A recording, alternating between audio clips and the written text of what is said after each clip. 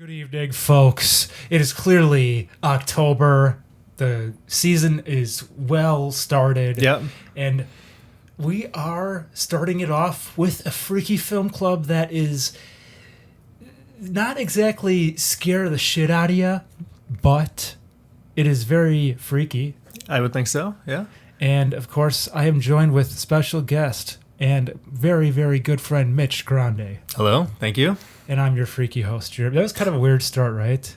Because I kind of introduced us after I did this whole thing. I think it's probably okay. Okay, cool. It's like a cold start, cold open kind of. Okay, cool. Yeah. So we'll cut this all out, And then it works. we'll do the title.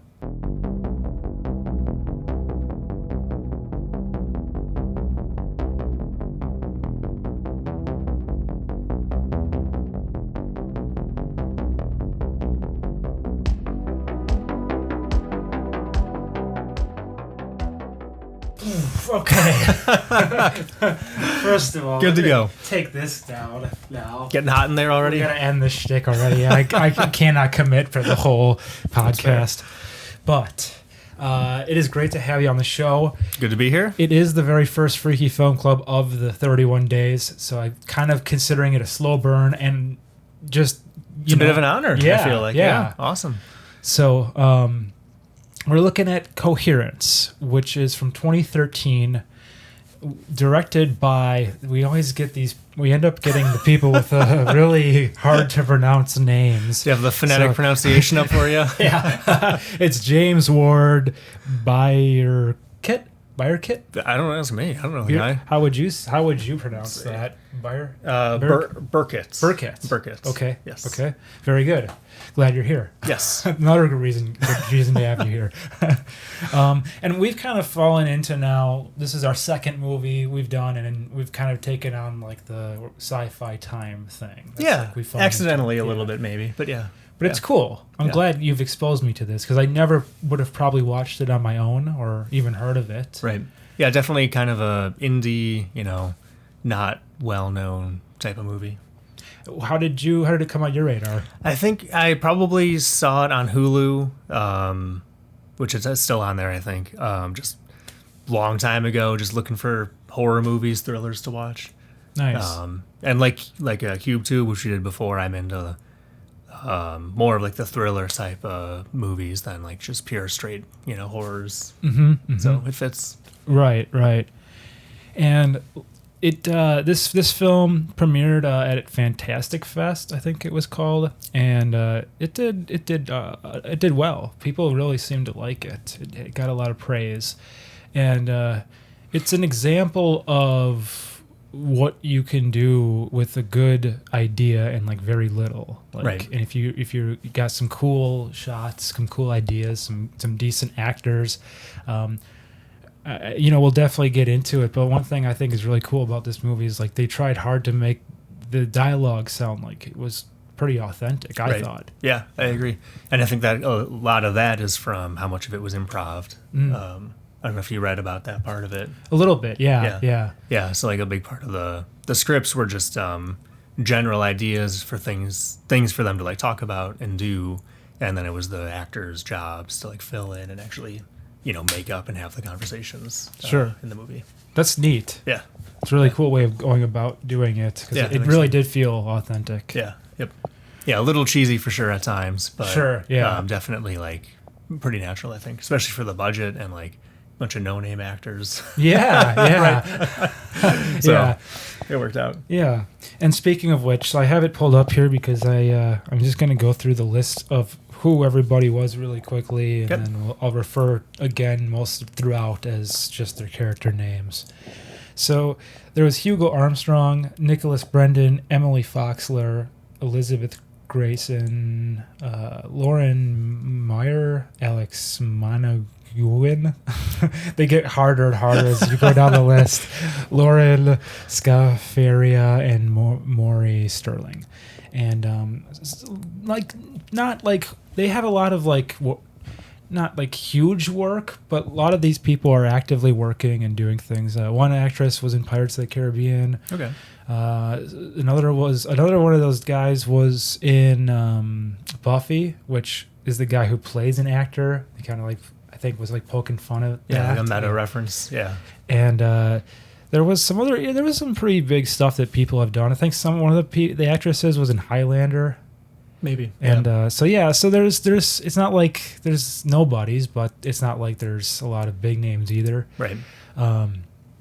And it's funny too, like a couple of these films that I've done with people in the past, and this one, like the director, they make this great thing, and then like I wonder to myself, like why not like more in the future? But it's like, well, it is really probably so hard to just make just one. Right. And it's great. Like, it's like how many people can say they just made one great film? The guy's like, they hear me say this stuff like, what's with their resume? And the guy's like, fuck you. What are you doing? So like, yeah, I should probably lay off these people. But it's weird. It's a head scratcher sometimes. Right. Because you think of like, famous directors, it's like hit after hit after hits. Mm-hmm. And someone like this, like, good movie, well received by, at the film fest or whatever. And then I don't even know what else he's done, but so I looked it up, and it just appeared that he did like a mini series or a full series, and it sort of is a sci-fi thing with some pretty big name people, like Patton Oswalt was an episode. So it's not like he hasn't done anything after, but it's just like, why not? You just wonder, like, why not another movie or I mean, it's been years. Right. So, but maybe he just doesn't want to. I don't know.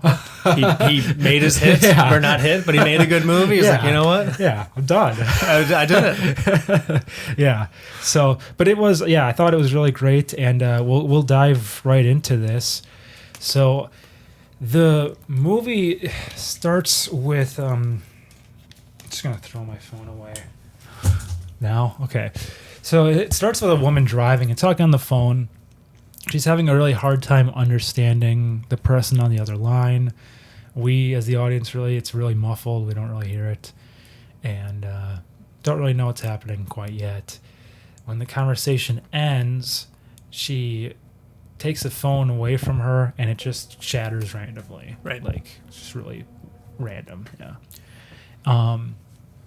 And the girl is Emily, and so she arrives at the party, which is hosted by Mike and Lee. And Emily hears from those people that Lori, who is going to be there, is her boyfriend, or is it a fiance? Boyfriend, I think. Okay, boyfriend's ex. She's going to be at the party with her new boyfriend. So that's kind of like giving her some anxiety, in which after that she's offered like this weird concoction. Yeah. I don't remember what she said was all in there, but the main one, big important one, is that she put ketamine in it. Yes, and then like some natural stuff or whatever. Not that it really matters. The ketamine's going to kind of overshadow, whatever else you're going to put in there, I feel like. Yeah. So she offers that, and that who was the one that offered that? Is that the host? Beth, I think. Okay, yeah. And Emily declines. Kevin and Emily talk about future travel plans, because now Kevin shows up, because they showed up separately, of course, right? Because she was just in the car, and Kevin shows up just shortly after. I thought they drove together. Did they? Minor detail. Okay, I don't think it matters. Yeah, it really doesn't matter. This is important. Were they together or not? But they talk about the travel plans in the future, because I think he has a lot of travel for work. Yeah, he's like moving for work or traveling for work or something for a few months. And she's not ready to quite commit to that. Right. So there's a bit of tension there. And I even wrote down the dialogue feels very natural so far, because now we're into like the dinner scene. They're talking about something I thought was interesting in this point is the unresolved photo issue, like the photo, a person. It's like about unresolved issues. Does that ever like come into play later in the movie? Photo? I don't remember. They're talking about, they make a comment about like the feng shui of the arrangement of the stuff. Oh, yeah. And then she points out a photo that's like on a shelf. And she's like, it's something about like, keep this photo of a person I don't like because it's like unresolved issues. I don't know if that specific photo does. The feng shui thing was like partially about the door, which did come into play. Oh, okay, later in the movie. sure. Like the door, like why is this door here? And then it ends up being like a, plot points. Right. Later. Yeah. Okay. Yeah.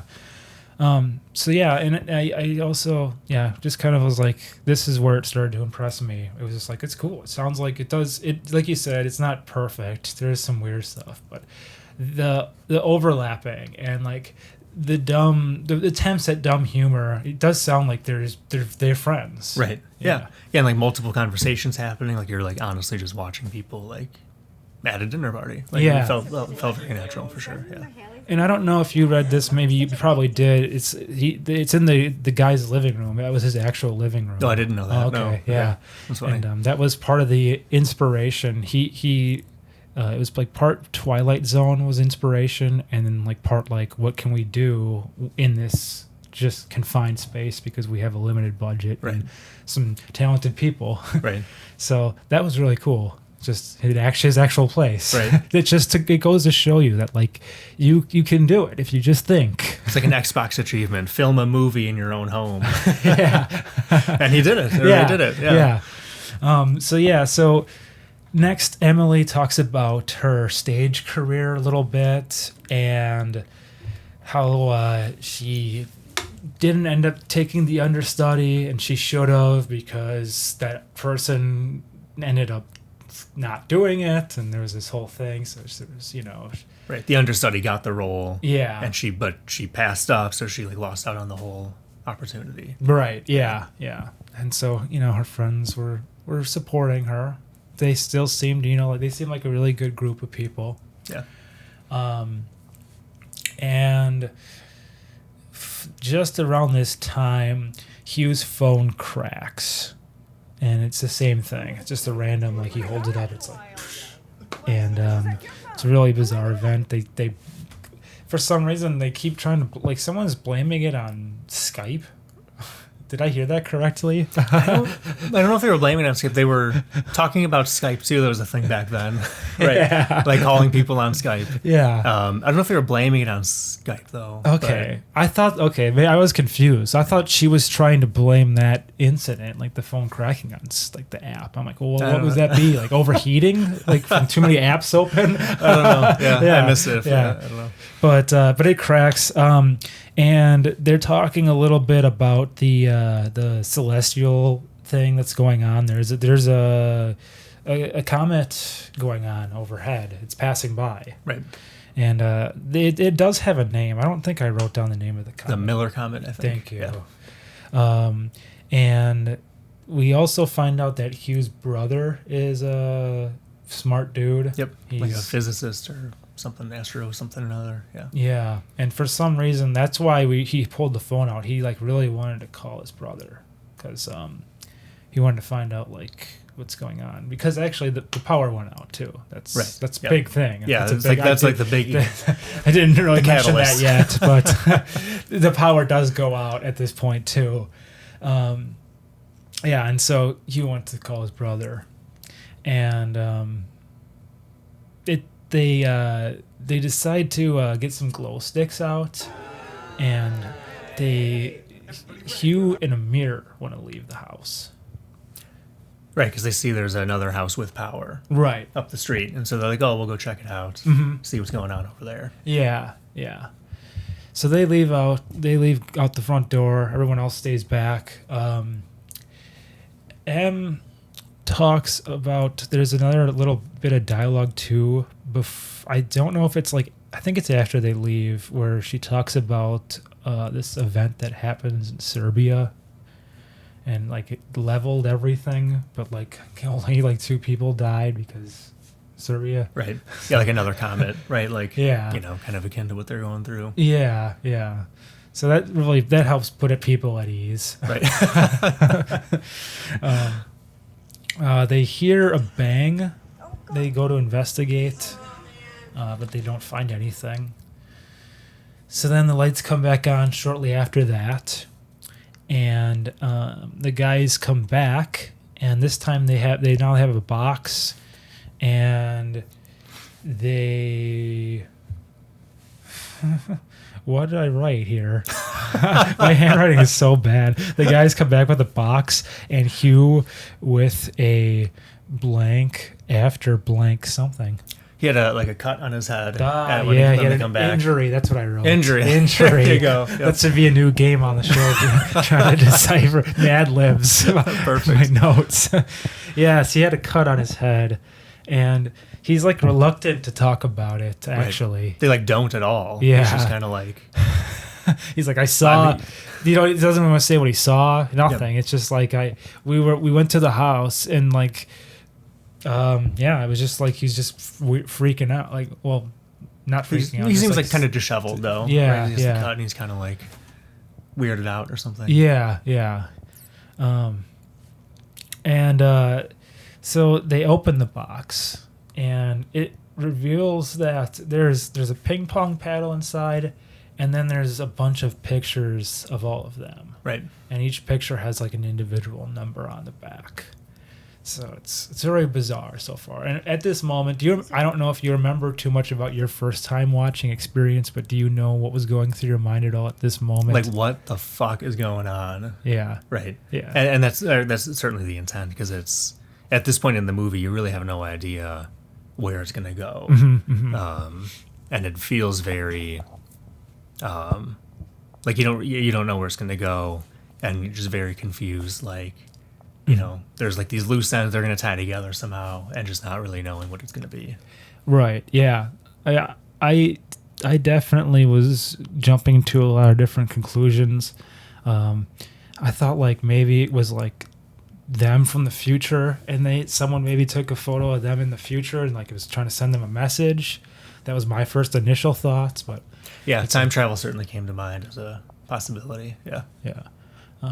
But yeah, it's cool because it's like it does keep you, and for being in like such a like it doesn't have much to, like, there's not much going on. It's just people, right? But like it really did keep you. I was never really bored. I agree. Yeah, no like flashy effects or anything throughout. I mean, it's literally just like the people in the house, and on the streets.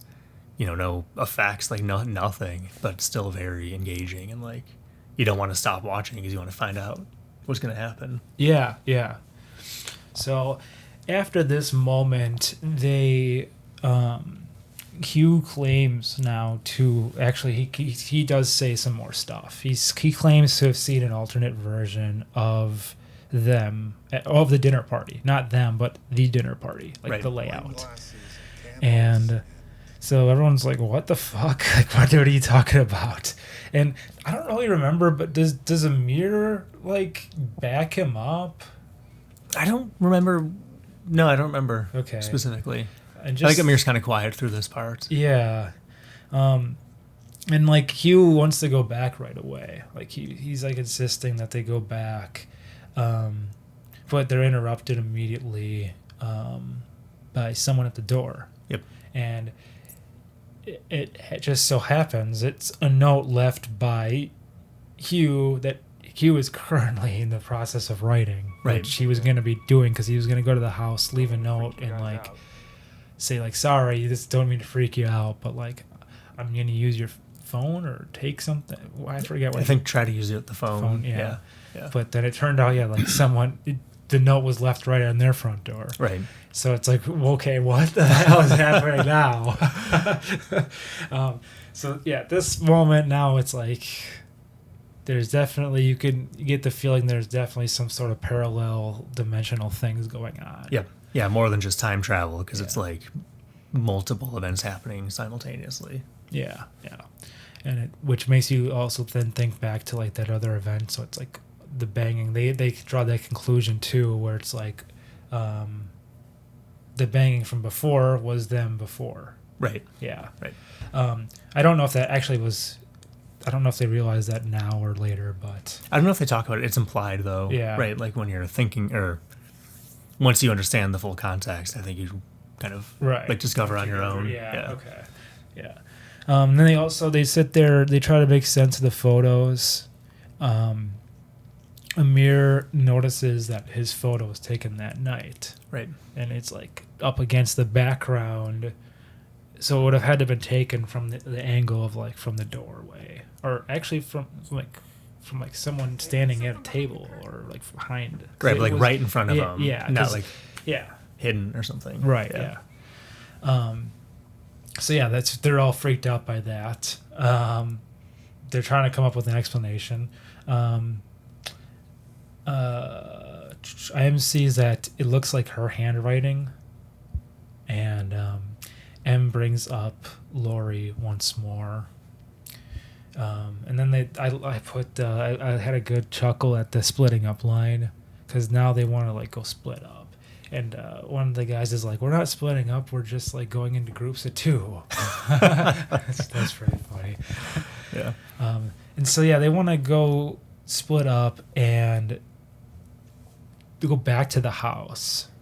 And I forget which group stays back and which goes to the house. I think it's like half of them leave to go to the house, and then half just stay back. Yeah. Do you remember which is? It was Kevin, Emily, Mike. Okay. Leave to go see the other house too. Yeah. Okay. Yeah. And then they see themselves with different colored glow sticks across the street, and so that's weird. Yes. It's really bizarre. It's kind of a weird. There's a lot of like close up. Like it feels really claustrophobic. Like there's a lot. It's not like. Obviously not documentary. It's not. But it's shot like handheld. Right. And it's like Blair Witchy style. Kind of. Yeah.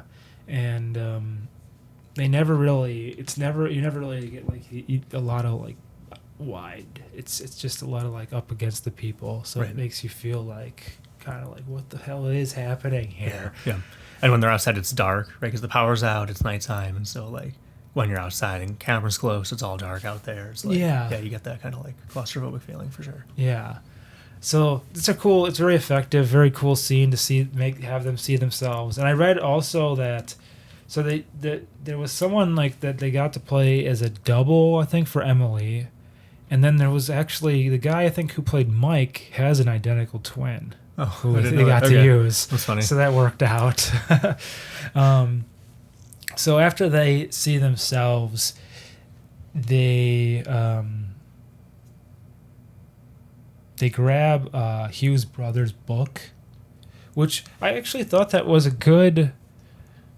I don't know. I guess that was like kind of a good explanation. Be like, oh yeah, we were gonna mail it back to your brother. I just so happen to have it. Right. Like we don't have anything else, any other information, but your brother is this, and it would make sense, I guess, that he would have left it or they would have had it. So It's cool. So they grab the book, they go to check it, and they learn. It's like a lesson plan or something. I forget exactly. But they talk about quantum decoherence, which makes my brain melt. But that's sort of like kind of an explanation, and it's like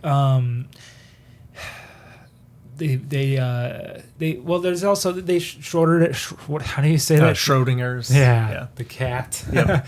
Yeah. So yeah, it's like nothing happens until it happens. No, it's the opposite. It's like both realities exist until something happens to make one reality permanent. Right. Okay.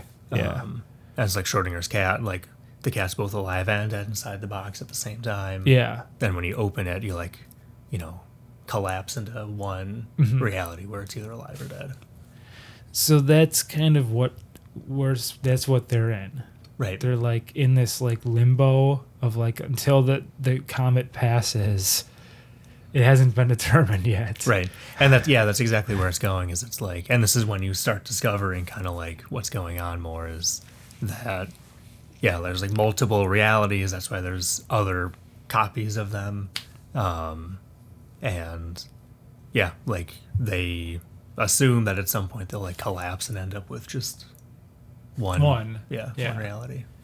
And is this the part where they're kind of like, some people are starting to fear it's too late because they've already seen themselves? Yeah, because like they're like kind of like time travel, like they're tinkering with the other realities, and so it's like, well, what did we do? How can we possibly like undo it? And then I think some people suggest going back to the other house again, and everyone else is like, no, we don't want to like play with the other realities even more. Right. We should just stay here and wait it out, essentially. Yeah. Okay. Yeah. So there's a lot of crazy stuff going on suddenly. Like it goes from like 0 to 100 pretty quick. Yeah, I agree. Yeah. And so I even wrote like great concepts here. Mike actually even poses like he fears that what could a non-sober version of him do? So we learn that he's an alcoholic. Right. A recovered alcoholic. And so he fears, like, he's like, well, I got to like kill him before he gets to us. Because I don't know what that guy's capable of. Which kind of a funny conclusion to jump to, but whatever. Yeah. Got to go kill that bastard before he kills us. Yeah. Yeah, for real. Yeah. But Mike comes up also with the idea. Oh, they also consider going to steal the book. Yep. So from the other realities. Yeah. Yeah. So that way they can't draw the conclusion that they've already drawn. Right. And yeah, so then Mike also comes up with the idea that he's going to blackmail himself because he has information. So now we know that he at one point screwed around with Hugh's wife. Right. Which is, what's her name? That's Beth. Beth. Yeah. Okay. There's still a few characters in this. I should know. I wrote them next to each other. I shouldn't be afraid to take too much time to just look at it. Okay. But it's Beth. Thank you. Yep. But yeah, so he has that secret. It's a dirty secret, and like he thinks that like he can use the information against himself. Right. Which he's kind of like sort of to draw parallels to the other film we did. He's sort of in a way coming unhinged like that one dude who started collecting those trophies. Oh yeah. Yep. He's letting the harsh realities of what time really is get to him. Something like that. Yeah. Yeah, because he was like totally normal at the beginning, right? Just like some dude, and then he becomes like a violent lunatic by halfway through the movie. Yeah. Essentially. Yeah. So he and Kevin tries to stop him. Kevin says it's a stupid idea. It's like not going to go well for anybody. But then Lee returns, and it is Lee. There's a Lee, right? Yeah. It's one of the she women. Returns. Was she? She was napping. Yeah. Okay. I gotta be more detailed. Even though it's okay. I'm here. I got you. You're right. I'm sorry. It's not all me. But it's funny because like I did just watch. I watched literally it, this morning, hours ago. But like I try to decipher. It's like so many things go on at once. You try to remember the word at the time, but then it's like your brain remembers like, well, I probably know what the scene was anyway. Right. So it's like I know what I meant, but it's all happening in real. And we're gonna cut all this nonsense out. It's okay. I mean, because on point though, right? It's also like a very complicated movie. It is because like multiple realities, multiple copies of the people. It gets it's kind of tough to follow. Yeah, people should be really patting me on the back. Yeah. Well, this is gone. You did good, Jeremy. Did you follow along the whole movie? I sure did. Good job, Jerry. I didn't have to pause it once. Wow. Yeah. So anyways, Lee wakes up for a nap. Yeah. And it's revealed that she took some of the ketamine. Yep. And now that sets off Emily thinking like, well, did you... Like she's like, I don't mean anything by this. Did you drug the food? And Beth is like, what the fuck? Like, how dare you? Right. Like, how dare you would accuse me of doing that? And And it seems like they did have like a history of like they had some good parties before in the past. Like they took mushrooms together, but it was all consensual. Right. So it was never. She's like, I would never do that. Right. But like they're really just trying to find a way to explain away what's going on. Right. And I think it's Mike too, who's like, it would just help. It would really help. Like right. if that was what it was. Right. Even if that's a shitty answer, it just explains it. Yeah. Then Hugh and Amir take off with the box and the book. Mike starts drinking again. Yep. Just out of nowhere, basically. I'm looking for another bottle of It wine. also reveals that he dropped the letter off. Yep. So he did it. He went through with it. But yeah, I kind of read those backwards. Hugh and Amir take off after that with the box and the book randomly. But yeah, Mike, he's definitely, I mean... Well, hold on. So that's kind of like a big plot point, because when Hugh and Amir leave, Yeah. it's revealed that they had red glow sticks. Yes. Right. So they were actually, when they left the first time and came back, it was not the same Hugh and Amir. Right. And so like they were like sneakily trying to leave, probably to try to get back to their own reality. Right. Yeah. Good call. Yeah. So, yeah, and like I said, Mike just kind of starts going off the rails here. He's just drinking. People are like, really? Like, why? Right. Why, dude? Why, Mike? Lori starts getting like a little flirty with Kevin and tries to kiss him. Yep. And Beth happens to mention something about that because she sees it, so she mentions it to M. And just at that moment, around that time, the power goes out again, and they go out and see the car as the glass has been shattered. So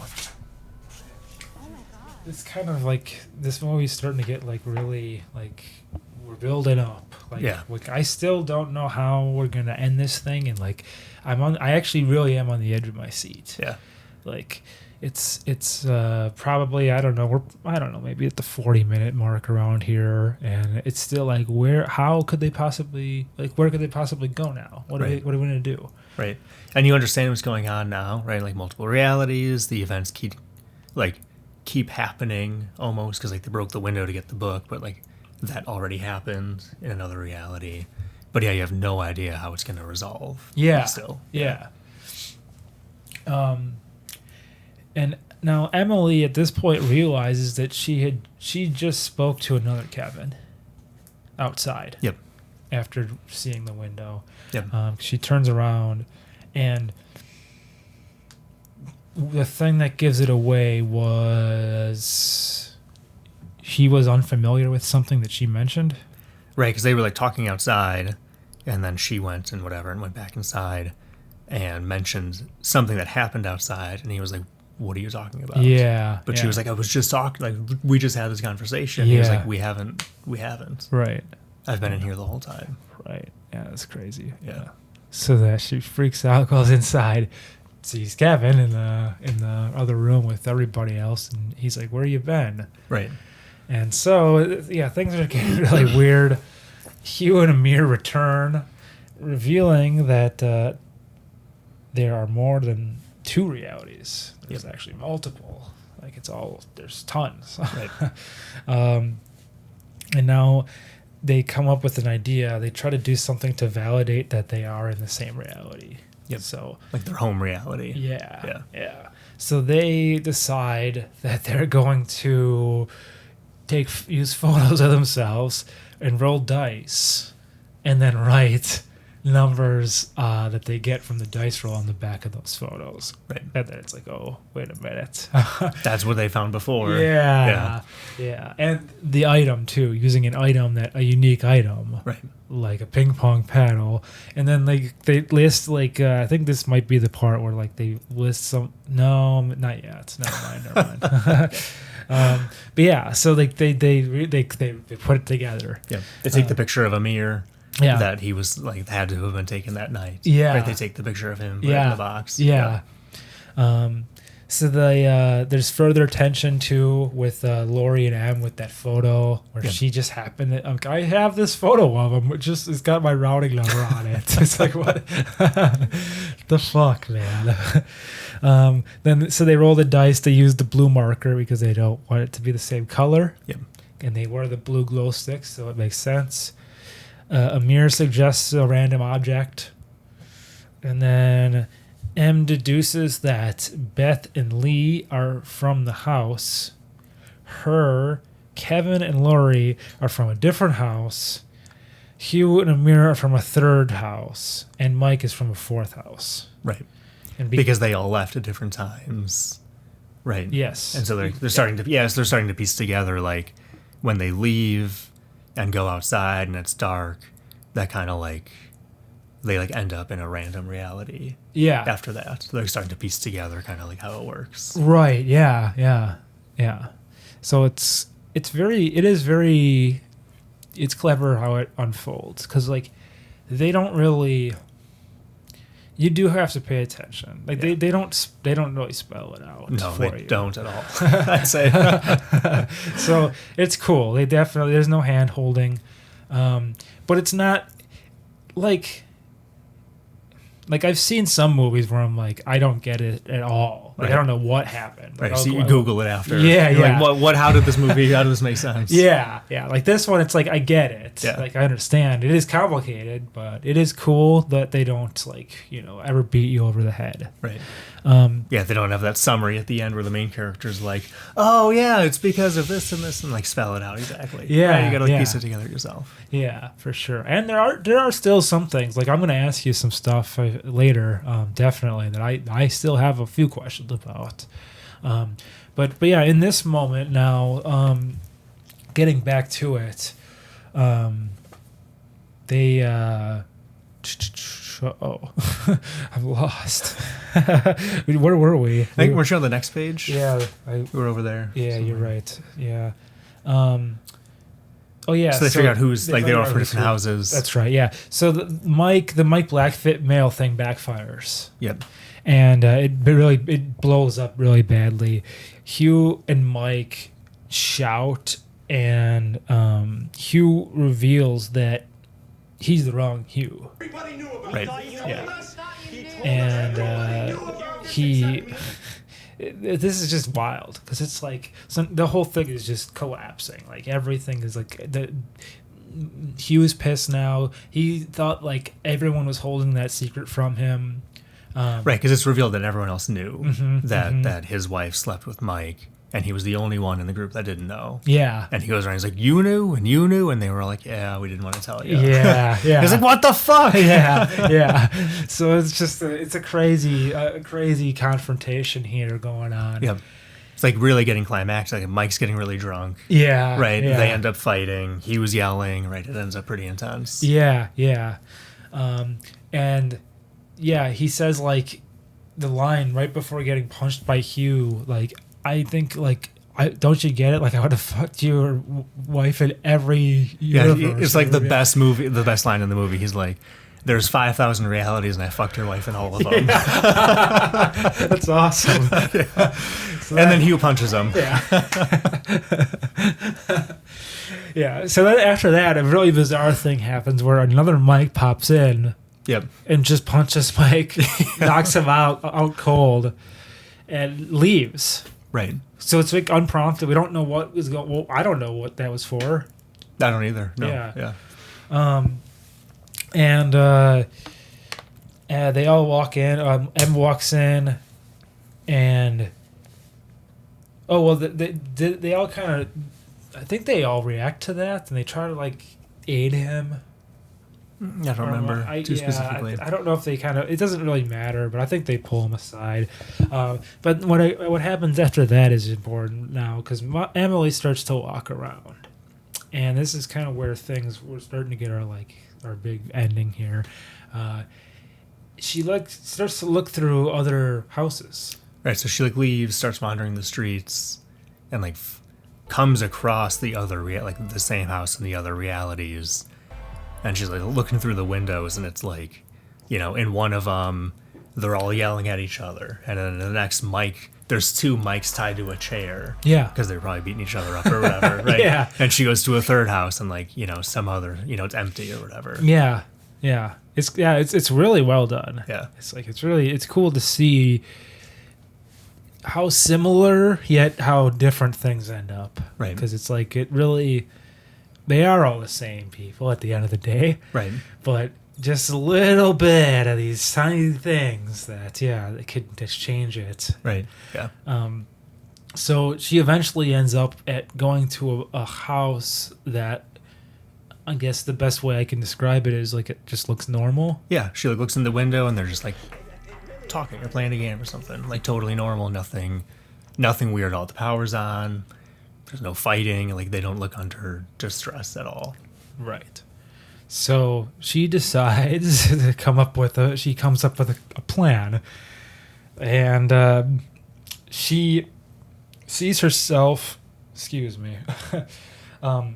She sees herself, and she first I'm trying to remember the sequence because she does it twice. So I think it's like. Was the first time in the bathroom, or was it that was the second time? It was the second time. The first time was in the car. Okay, that's right. So Emily from the reality went out to the car to get the book. Okay. And then Emily, who's looking for a like new reality to live in, sees her and knocks her out with the ketamine formula. She like syringes it into her or whatever. Yeah. And then puts her in the trunk. Yeah. And then she goes back in and pretends like she was there the whole time. Right. Right. Like she's the normal Emily from reality. Yeah. Right. So then later on, she goes to the bathroom and sees that Emily in there, like staggering around, and takes the lid off the back of the toilet and uses that to knock her out. Well, yeah. I guess presumably knock her out or try to kill her. Try to kill her. I don't know if that would be enough to kill somebody. But she then puts her into the bathtub. Yep. And she could hear from the outside a voice like, hey, don't use that one. Are you okay? And she's like, I'll be right out. She puts her in the bathtub, closes the curtain around her, and then just gets back to her friends like everything's cool. Right. And like, holy shit. Like, I mean, I definitely didn't think she was going to go to that level. Right. Yeah, it's like what someone does under pressure situation, right? Like she wants to find a new reality. Things are getting fucked up. She's like, she'll do whatever she has to do, including killing a copy of herself. Yeah. to like, get to where she wants to be. Right. Yeah. And I guess another thing we should kind of mention, I sort of glossed over it a little bit. Like there's a lot of like focus on the relationship. There's some struggles, between her and Kevin. Yeah. And there's the whole ring thing. I didn't really talk about that, but, like she goes into her car at one point to get the ring because she... Oh, that's what it was, not the book. When Emily knocks Emily out, it's because Emily went to the car to get the ring. Yeah. Because she left it in there because they're fighting or whatever. Right. Yeah. So she was going to use that as an act, kind of like, rekindle things a little. And, smooth things over. Yeah.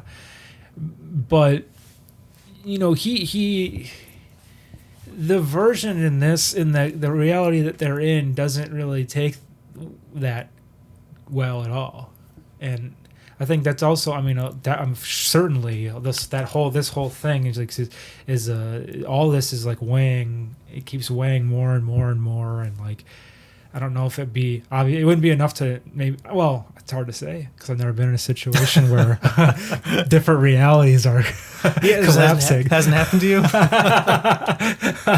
Almost happened once, but I took a lot of drugs one day and it like almost happened. But no, it's hard to say. But like it's like I don't even remember where I was going with that. But like it's like fuck. I really don't. Like the pressure on Emily? Yeah, the Is that what pressure you on wrote down? Emily. Yeah. Like, I don't know if it'd be something that would be enough to make me do that, but you definitely see it there throughout the film, which is like you could understand, and like she's even trying to like almost like find like not only find like a normal like reality, but like find a normal like back to like a normal relationship. Right. Yeah, Yeah. that's fair. Yeah. Yeah, because her and Kevin's relationship is strange with Lori there, the move for work. And yeah, like you can just kind of tell they're like together, but maybe not on the best terms. Yeah. Overall. Yeah. So we're almost wrapping up. I mean, now at this point, she just kind of collapses. She passes out. After leaving the bathroom, collapses. Yeah. And all of a sudden, we fade back in, and it is the next morning. She's on the couch. She wakes up, and she's really confused. She goes into the kitchen, and someone is in there making breakfast. It's whatever. It's Beth. It's Beth. Yeah. I got you. Don't worry. Thanks. I might have written it down, but I really got lost in your That's beautiful okay. You're eyes. good. You're good. Someone's in there. At this point, though, everyone's watched the film. You all know who's in there. So then she goes outside and notices that there's the crack in the window. Yep. And she sees Mike or Kevin, her boyfriend. Yeah. And they reunite. She's like, he's like, oh, I'm glad you're back. Blah blah blah. Right. And then all of a sudden his phone starts ringing, and it's Emily, and he's like, what? And yeah. He answers. Yeah. And then he kind of looks at her, because he's on the phone with Emily and looks at Emily. Yeah. He's kind of like, Yeah. Right. what's going on? Yeah. And that's Coherence. Yeah. So that's how it ends. It's very.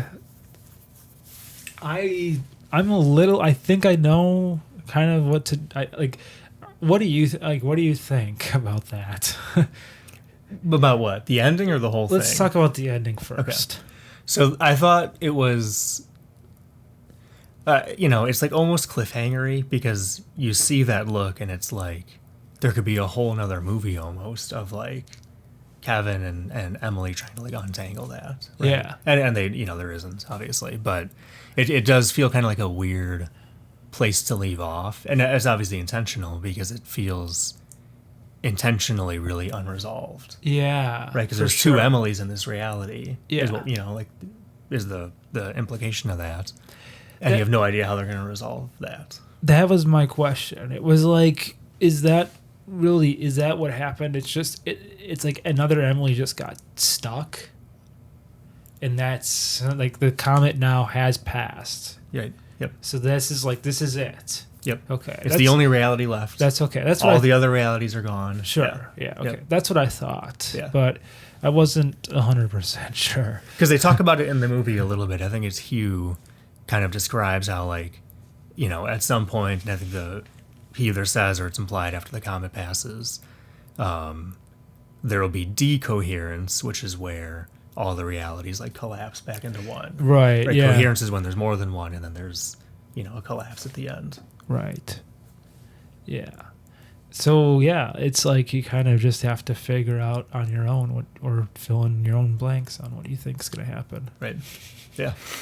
It's cool though. I mean, I guess like I would have liked maybe a little bit more of a. I don't know. I guess it was good. It was a pretty good sting, I guess. Yeah. Because what else? I don't know what else you could do. But maybe just a little bit more of a way to like resolve things, tighten it up. Yeah. But again, I think it's intentional. You're right. Because it's like, intentionally leaving it like there's two Emilys, and like kind of make you think like, mm-hmm. How could this get resolved? Right. Yeah. Yeah. Yeah, no, it is a crazy film. It's really interesting. Yeah. So we should dive into our hell yeah moments. And I'm going to say my hell yeah moment, it was kind of hard to pick out because there aren't really like a lot of moments. It's just kind of like as things kind of piece together, you get more and more like, oh, wow, cool. Right.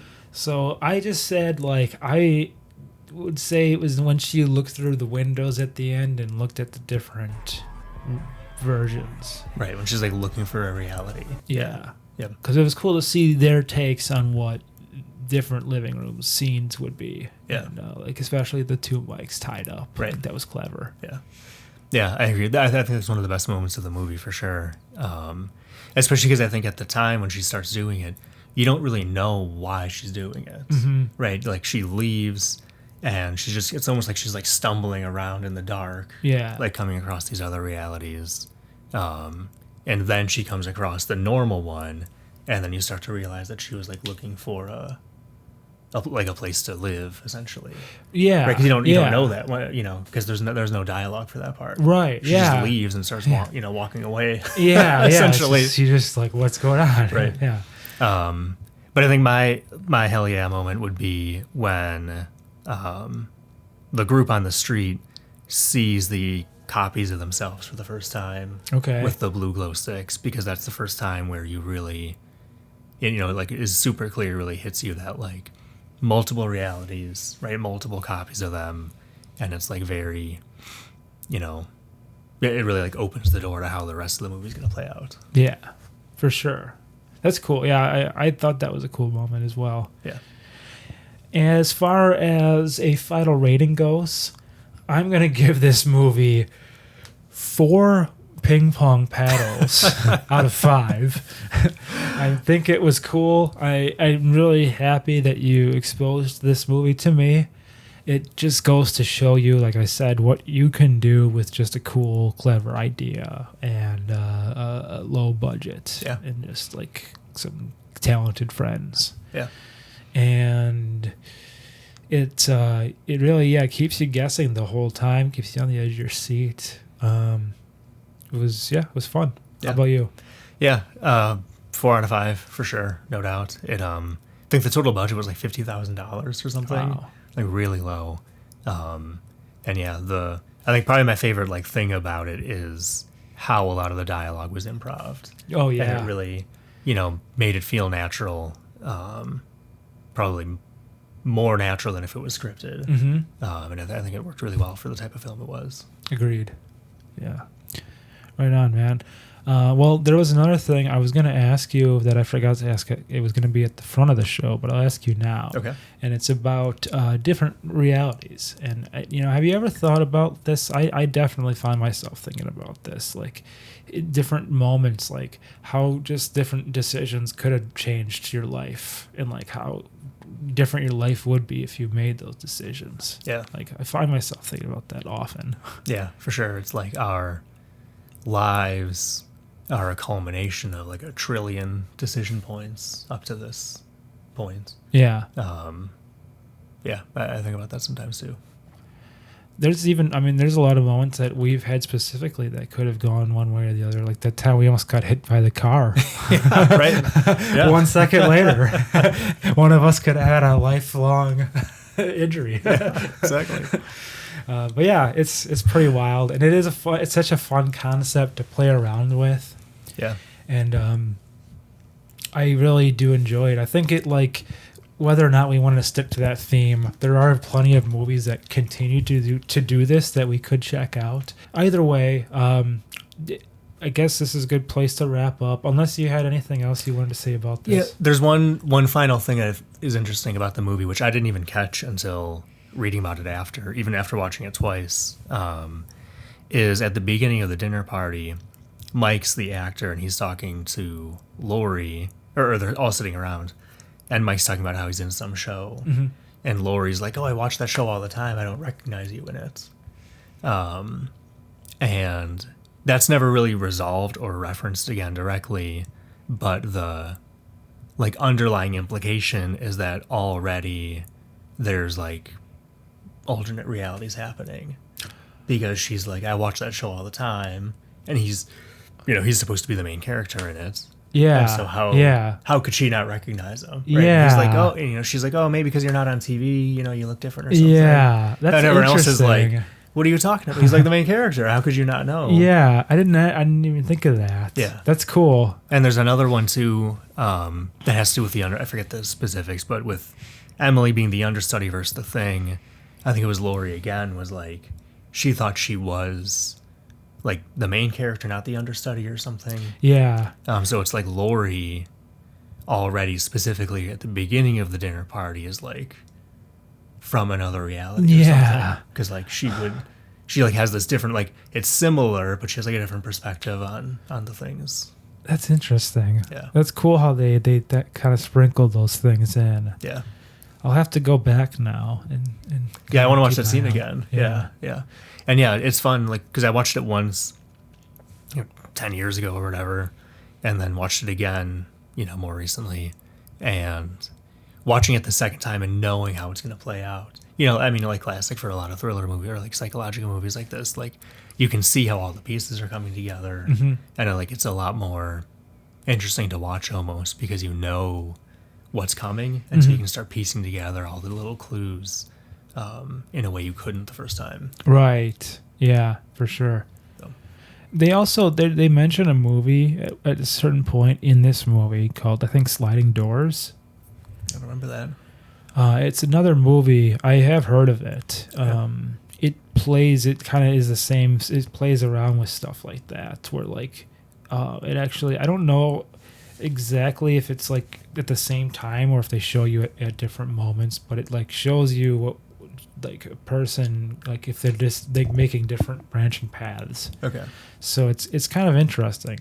I haven't seen it, but I was going to ask you if you've seen it. No, I haven't. No. Okay. Yeah. But anyways, all right. Cool. Interestingly, I'll add it to my list. It sounds good. Yeah. So I guess if that's it for this film, then, okay. It was nice having you on, man. Yeah, as good always. to be here. Good to be here. It was fun. And thank you for being a part of the first Halloween. Yeah, absolutely. It's great. Yeah. Stay spooky. All right. You got it.